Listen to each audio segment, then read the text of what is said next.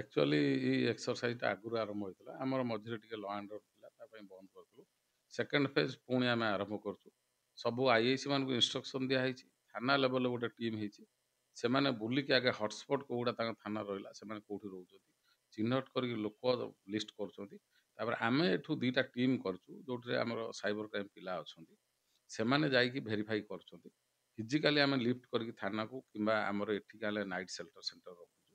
ବର୍ତ୍ତମାନ ଏବେ ଆମ ପାଖରେ ରହିକି ପ୍ରାୟ ବର୍ତ୍ତମାନ 5, 2, 7 ବର୍ତ୍ତମାନ 10 ଜଣ ଆମ ପାଖରେ ଅଛନ୍ତି। 10 ଜଣଙ୍କୁ ରିସେଣ୍ଟଲି ଆମେ ଭେରିଫିକେସନ୍ କରିକି ତାଙ୍କୁ ଛାଡ଼ିଛୁ ୱିଥ୍ କଣ୍ଡିସନ୍। 10 ଜଣଙ୍କର ଭେରିଫିକେସନ୍ ଚାଲିଛି। ସେମାନଙ୍କ ମୋବାଇଲ୍ ଆମେ ଦେଖୁଛୁ। ମୋବାଇଲ୍ ଦେଖିବା ସହିତ ଯୋଉମାନଙ୍କ 2 ଜଣଙ୍କର ଆମର ବାହାରିଛି ବାଂଲାଦେଶୀ କଣ୍ଟାକ୍ଟ ବାହାରିଛି, ତାଙ୍କର ମଧ୍ୟ ଆମର ଫର୍ଦର ଭେରିଫିକେସନ୍ ଚାଲିଛି। ତା ସହିତ ସମସ୍ତ ସାମୁଦ୍ରିକ ଥାନାକୁ କୁହାହେଇଛି।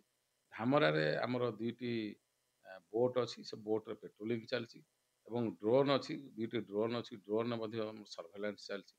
ଆମେ ସମ୍ପୂର୍ଣ୍ଣ ଭାବରେ ଚାହୁଁଛୁ ଯେତେ ଜଲ୍ଦି ହବ ଯୋଉମାନେ ଆମେ ପ୍ରକୃତରେ ବାଂଲାଦେଶୀ ପାଇବୁ, ଆମେ ତାଙ୍କୁ ଯଥାଶୀଘ୍ର ଆମେ ଇଣ୍ଡିଆରୁ ଡିପୋର୍ଟ କରିବୁ। ଆମେ ଭୋଟର କାର୍ଡ ଉପରେ ଅଧିକ ଦୃଷ୍ଟି ଦଉଛୁ। ଭୋଟର କାର୍ଡର ଜେନ୍ୟୁଇନନେସ୍ ଉପରେ ଆମେ ବେଶୀ ଷ୍ଟ୍ରେସ୍ ଦଉଛୁ।